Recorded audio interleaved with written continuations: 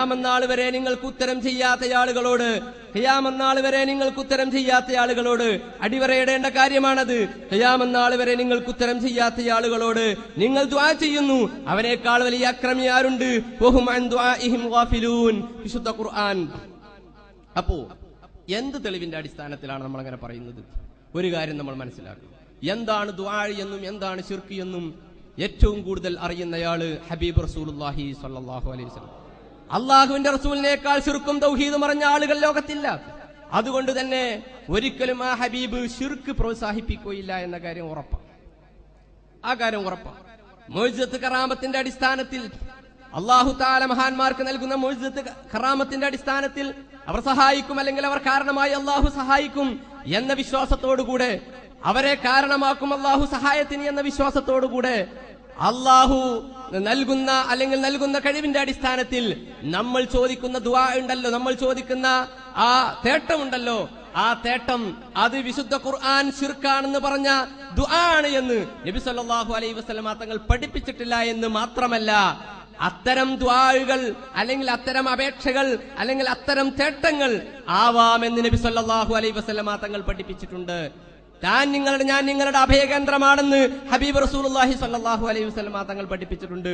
എന്നു മാത്രമല്ല, നബി സല്ലല്ലാഹു അലൈഹി വസല്ലം തങ്ങൾ എന്റെ വഫാത്തിന് ശേഷം വിളിക്കപ്പെട്ടാൽ ഞാൻ ഉത്തരം ചെയ്യുമെന്ന അർത്ഥത്തിൽ എന്ന് മനസ്സിലാക്കാൻ പറ്റും വിധം അഭയകേന്ദ്രമാണ് എന്ന് നബി സല്ലല്ലാഹു അലൈഹി വസല്ലം തങ്ങൾ പഠിപ്പിച്ചിട്ടുണ്ട്.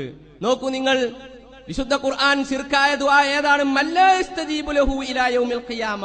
ഖിയാമത്ത് വരെ ഉത്തരം ചെയ്യാത്ത ദുആനെ കുറിച്ചാണ് ഖുർആൻ ശിർക്കാണെന്ന് പറഞ്ഞത്. എന്നാൽ എന്റെ വഫാത്തിന് ശേഷം വിളിക്കപ്പെട്ടാൽ പോലും ഉത്തരം ചെയ്യും എന്ന അർത്ഥത്തിൽ ഹബീബ് റസൂലുള്ളാഹി സ്വല്ലല്ലാഹു അലൈഹി വസല്ലം തങ്ങൾ പഠിപ്പിച്ചിട്ടുണ്ടെങ്കിൽ സുഹൃത്തെ, ഈ ദുആ അത് അല്ലാഹു തആല വിശുദ്ധ ഖുർആനിൽ ശിർക്കാണെന്ന് പറഞ്ഞ ദുആ അല്ല. സുന്നികൾ ചെയ്യുന്ന തേട്ടം എന്നതിന് ദുആ എന്ന് പറയാം. ഈ അർത്ഥത്തിൽ സുന്നികൾ ചെയ്യുന്ന ഈ സഹായാർത്ഥനയുണ്ടല്ലോ, അത് ശിർക്കാണെന്ന് പറഞ്ഞ ദുആ അല്ല. നബി സല്ലല്ലാഹു അലൈഹി വസല്ലം തങ്ങൾ പഠിപ്പിച്ച ഹദീസിന്റെ അടിസ്ഥാനത്തിൽ ഞാൻ അഭയകേന്ദ്രമാണെന്ന് അവിടുന്ന് പഠിപ്പിച്ചിട്ടില്ലേ? ഈ അടിസ്ഥാനത്തിൽ നമുക്ക് മനസ്സിലാക്കാൻ പറ്റുന്ന ഒരു യാഥാർത്ഥ്യം എന്താണെന്ന് നിങ്ങൾ മനസ്സിലാക്കണം.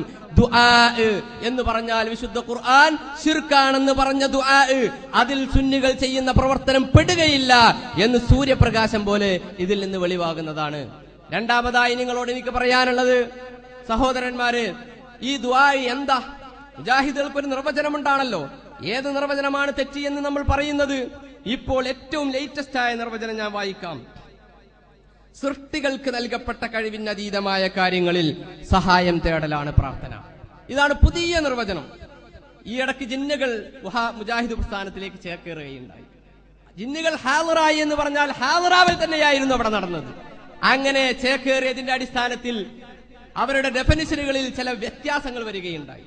അതുവരെ മനുഷ്യ കഴിവിനതീതമായ കാര്യങ്ങളിൽ സഹായം ചോദിക്കലാണ് പ്രാർത്ഥന എന്ന് പേർത്തും എഴുതിയിരുന്ന ആളുകൾ പിന്നീട് സൃഷ്ടികളുടെ കഴിവിനതീതമായ കാര്യങ്ങൾ സഹായം ചോദിക്കലാണെന്ന് എഴുതി. അങ്ങനെ ഒരു വ്യത്യാസം, ആ വ്യത്യാസത്തിലേക്ക് വരുമ്പോൾ അവർക്കുണ്ടായിരുന്ന ആ വാചകങ്ങളിലെ പ്രശ്നങ്ങൾ പോലും നമുക്ക് കൃത്യമായി മനസ്സിലാക്കാൻ സാധിക്കുന്നുണ്ട്. നമുക്ക് അവരുടെ നാവിലുള്ള റുക്ദത്ത് പോലും മനസ്സിലാക്കാൻ സാധിക്കുന്നുണ്ട്. സൃഷ്ടികളിൽ, മനുഷ്യരിൽ നിന്ന് സൃഷ്ടികളിലേക്കുള്ള ആ പ്രാർത്ഥനയുടെ നിർവചനത്തിലുള്ള വ്യത്യാസം.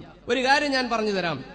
പണ്ട് കുഞ്ഞീദ് മദനി എന്ന് പറയുന്ന ഇവരുടെ തൗഹീദിന്റെ ഏറ്റവും വലിയ പടനായകനായിരുന്ന വ്യക്തിയുണ്ടല്ലോ, അദ്ദേഹം എഴുതിയ ഒരു പുസ്തകം, ജാഹിദ് പ്രസ്ഥാനത്തിന് അബദ്ധം സംഭവിച്ചെന്ന് പറയുമ്പോൾ സ്വാഭാവികമായും അവരുടെ പുസ്തകങ്ങൾക്ക് ഉദ്ധരിക്കേണ്ടി വരും. എപ്പോഴാണ്? അദ്ദേഹം പറയുന്നു, നജീബ് താമരശ്ശേരി ചുരത്തിലൂടെ ഇറങ്ങി വരുന്ന ഒരു ബസ്സിൽ സഞ്ചരിക്കുന്നു. 6ാമത്തെ വളവിലെത്തിയപ്പോൾ ബസ്സിന്റെ ബ്രേക്ക് പൊട്ടി. ഇടതുവശത്ത് ഉയർന്നു നിൽക്കുന്ന കുന്നുകൾ, വലതുവശത്ത് അത്യഘാതമായ ഗർത്തം. അവന്റെ മുഴുവൻ ശക്തിയും തന്ത്രവും തളർന്നു പോകുന്നു. അവൻ പഠിച്ച 18 അടവും നിഷ്ഫലമായി തീരുന്നു. ഇനി മനുഷ്യാതീത ശക്തിക്കു മാത്രമേ തന്നെ രക്ഷിക്കാൻ കഴിയൂ എന്ന് അവൻ ഉറപ്പിക്കുന്നു. ഈ സന്ദർഭത്തിലാണ് പരമമായ വിനയത്തിന്റെയും താഴ്മയുടെയും പ്രകടനമെന്ന ഇബാദത്തിന്റെ നിർവചനം പരിപൂർണമായി മനുഷ്യനിൽ പ്രകടമാകുന്നത്. മനുഷ്യ കഴിവ് എന്നത് കൃത്യമായി അങ്ങ് വിവേചിച്ചു തോന്നുന്നു. എപ്പോഴാണ് മനുഷ്യ കഴിവിന് അതീതമായത്? ചില ആൾക്കാർ ഇപ്പൊ മനുഷ്യ കഴിവും സൃഷ്ടിയുടെ കഴിവ് ഒന്ന് തന്നെയാണ് ഞങ്ങൾ പറഞ്ഞത്, അത് ചില പ്രയോഗത്തിലുള്ള വ്യത്യാസം മാത്രമാണെന്ന് വരുത്തി തീർക്കാൻ വേണ്ടി ശ്രമിക്കുന്നുണ്ട്. അതിനെ തകർക്കുവാൻ വേണ്ടിയിട്ടാണ് ഞാൻ പറയുന്നത്. എന്ത്? താമരശ്ശേരി ചുരത്തിലെ ആറാമത്തെ വളവിൽ നിന്ന് ബസിന്റെ ബ്രേക്ക് പൊട്ടിയ ഉദാഹരണം നിങ്ങൾ പറയാറില്ലേ? ആ സമയത്താണത്രേ മനുഷ്യാതീതമായ ശക്തികളിലേക്ക് ആവശ്യമായി വരുന്നത്, പരമമായ വണക്കത്തിന് സന്ദർഭമുണ്ടാകുന്നത്. അങ്ങനെ ഒരു മുജാഹിദ് സുഹൃത്ത് ഇങ്ങനെ ബസ്സിൽ യാത്ര ചെയ്യുകയാണെന്ന് സങ്കല്പിക്കുക. ആരെങ്കിലും ആയിക്കോട്ടെ, നമ്മുടെ ഹനീഫ മൗലവി തന്നെ ആയാലും പ്രശ്നമില്ല. അങ്ങനെ സഞ്ചരിക്കുകയാണ്. അങ്ങനെ ഇരിക്കുകയാണ് എന്തുണ്ടായത്? പെട്ടെന്ന് ബസ്സിന്റെ ബ്രേക്ക് പോയത്. ഈ സമയത്ത് മൗലവി ചിന്തിക്കുകയാണ്, എന്ത് ശരിയാ, മനുഷ്യാതീത സൃഷ്ടികളുടെ കഴിവിനപ്പുറത്തുള്ളത് ചോദിക്കലല്ലേ പ്രാർത്ഥനയാവുകയുള്ളൂ. പുതിയ നിർവചനം അതാണല്ലോ. അതുകൊണ്ട് സൃഷ്ടികൾ എന്ന് പറഞ്ഞാൽ ഇത് ജിന്നുകളൊക്കെ പെടും. ഇവിടെ വലിയ ചുരമാണ്, ജിന്നുകൾ ഉണ്ടാകാൻ നല്ല സാധ്യതയുണ്ട്. അതുകൊണ്ട് വല്ല ജിന്നും ഈ പരിസരത്തുണ്ടെങ്കിൽ, എന്റെ ശബ്ദം ശ്രവിക്കുന്നുണ്ടെങ്കിൽ, ജിന്നേ എന്നെ ഒന്ന് സഹായിക്കണേ, എന്നെ ഒന്ന് പൊക്കിയെടുത്ത് കൊണ്ടുപോകണേ. പണ്ട് ഞാൻ ശബാബിൽ വായിച്ചത് ഓർമ്മയുണ്ട്. എന്ത്? ജിന്നുകൾക്ക് പിശാചുക്കൾക്കൊക്കെ മനുഷ്യനെ അന്തരീക്ഷത്തിലൂടെ താങ്ങിയെടുത്ത് കൊണ്ടുപോകാൻ സാധിക്കും. അങ്ങനെ എന്നെ ഒന്ന് സഹായിക്കണേ എന്ന് ജിന്നിനോട് ചോദിച്ചാൽ പ്രാർത്ഥനയാവുകയില്ല എന്നാണ് പുതിയ ഗവേഷണം. എന്നാലോ കുഞ്ഞീദ് മദനി പഠിപ്പിച്ച തൗഹീദ് മുജാഹിദുകളെ, നിങ്ങളുടെ ബസിന്റെ ബ്രേക്ക് പൊട്ടിയ തൗഹീദ് ഉണ്ടല്ലോ, നമ്മുടെ ബാലുശ്ശേരി ചിലപ്പോ പറയാറുണ്ട്, പേരോട് കുളത്തിൽ കൂടും, ആരും രക്ഷിക്കാനില്ല. അപ്പോ മൊയ്തീൻ ശൈഖേ എന്ന് വിളിച്ചാൽ പേരോട് മുശ്രിക്കായി. ഞാൻ ചോദിക്കട്ടെ, കുളത്തിൽ വീണത് ഹനീഫ മൗലവിയാണെന്ന് സങ്കല്പിക്കുക. ആ സമയത്ത് അദ്ദേഹം ചിന്തിക്കുകയാണ്, അല്ലെങ്കിൽ കടലിൽ യാത്ര ചെയ്യുകയാണ്. മക്കാ മുശ്രിക്കുകൾക്ക് പോലും അള്ളാഹുവിനെ ഓർമ്മ വരുന്ന സന്ദർഭം എന്നാണല്ലോ മുജാഹിദുകൾ പറയാറുള്ളത്. വിശുദ്ധ ഖുർആൻ അങ്ങനെ പഠിപ്പിച്ചിട്ടുമുണ്ടല്ലോ. നോക്കൂ നിങ്ങൾ, ആ സമയത്ത് എന്താ ചിന്തിക്കുകയാണ്? ഇവിടെ ജിന്നുകൾ ഉണ്ടാകാൻ സാധ്യതയുണ്ടല്ലോ, മലക്കുകൾ ഉണ്ടാകാൻ സാധ്യതയുണ്ടല്ലോ, എന്തായാലും മലക്കുകൾ ഉണ്ടാകുമല്ലോ. മലക്കേ സഹായിക്കണേ, ജിന്നെ സഹായിക്കണേ എന്ന് പറഞ്ഞാൽ നിങ്ങളുടെ പുതിയ നിർവചനം അനുസരിച്ച്, പുതിയ നിർവചനം എന്താ? സൃഷ്ടികളുടെ കഴിവിന് അതീതമായ കാര്യങ്ങൾ ചോദിക്കലാണ്. സൃഷ്ടികളുടെ കഴിവിൽപ്പെട്ടത് തന്നെയാണിത്. കാരണം ജിന്നിനൊക്കെ ഒന്ന് കൊണ്ടുപോയി എന്നെ രക്ഷപ്പെടുത്തുക എന്നുള്ളത് പ്രയാസമുള്ള കാര്യമല്ല. എത്ര ജിന്നുകൾ നമുക്കറിയാം. സുലൈമാൻ നബി അലൈഹി ഇസ്ലാമിന്റെ കൊട്ടാരം പോലും കൊണ്ടുവരാൻ നിങ്ങൾ എഴുന്നേൽക്കുന്നതിന് മുമ്പ് കൊണ്ടുവരാമെന്ന് ഇഫ്രീത്ത് വിളിച്ചില്ല. അതുകൊണ്ടാണ് നമ്മുടെ സുല്ലമി സാഹിബ് ചോദിച്ചത്, അല്ല എന്ത് തൗഹീദാണ് മുജാഹിദുകളെ നിങ്ങളെ തൗഹീദ്? മമ്പർത്തങ്ങൾ വിളിച്ചാൽ ശിർക്ക്, എന്നാലോ ഈ ഇഫ്രീത്ത് ജിന്നിനെ വിളിച്ചാൽ തൗഹീദ്. എന്ത് തൗഹീദാ? പുതിയ നിർവചനം, പ്രാർത്ഥനയുടെ പുതിയ നിർവചനം, അത് തെറ്റാണ് എന്ന് ഞങ്ങൾ തെളിയിക്കുന്നത് നിങ്ങളുടെ പഴയ നിർവചനം അനുസരിച്ചാണ്. കുഞ്ഞീദ് മദനിയുടെ നിർവചനം അനുസരിച്ചാണ്. രണ്ടും ഒന്നാണെന്ന് പറയണ്ട. ഈ സമയത്താണ്, ചുരത്തിൽ വെച്ചാണ് നിങ്ങളുടെ എല്ലാ മനുഷ്യാതീതമായ ശക്തിയിലേക്ക് ആവശ്യമാവുകയും പരമമായ വണക്കമുണ്ടാവുകയും ചെയ്യുന്നത്.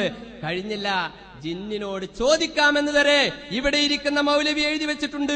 നോക്കൂ നിങ്ങൾ, പകൽ വെളിച്ചത്തിൽ വിജനമായ മരുഭൂമിയിലൂടെ വഴിയറിയാതെ നടന്നു നീങ്ങുന്ന ഒരാൾ, പരിസരത്താരെയും കാണുന്നില്ല.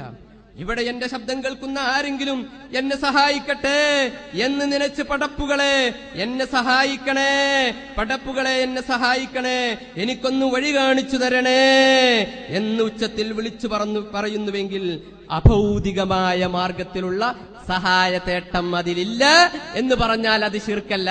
എന്റെ മുജാഹിദ് സുഹൃത്തുക്കളെ, ഇത്രയും കാലം ബ്രേക്ക് പൊട്ടിയ ഒരു തൗഹീദുമായിട്ടല്ലേ നമ്മൾ സഞ്ചരിച്ചിരുന്നത്? ആ സമയത്ത് നമ്മളൊന്ന് ചിന്തിച്ചു നോക്കണം. ഞാൻ വഴിയറിയാതെ കുടുങ്ങി, അപ്പോ അള്ളാഹുവിനെ മാത്രമേ വിളിക്കണമെന്നല്ലേ ഇത്ര കാലം നമ്മൾ പഠിച്ചത്? ഇപ്പോൾ നമ്മുടെ ആളുകൾ നമ്മോട് പറയുന്നത് ജിന്നിനെ വിളിക്കാം. ഇത് നിങ്ങളുടെ മാസിക ഒറിജിനൽ കോപ്പി എന്റെ കയ്യിലുണ്ട്. നിങ്ങളുടെ തൗഹീദിന്റെ ഏറ്റവും വലിയ ഗോഡൌണായ വ്യക്തി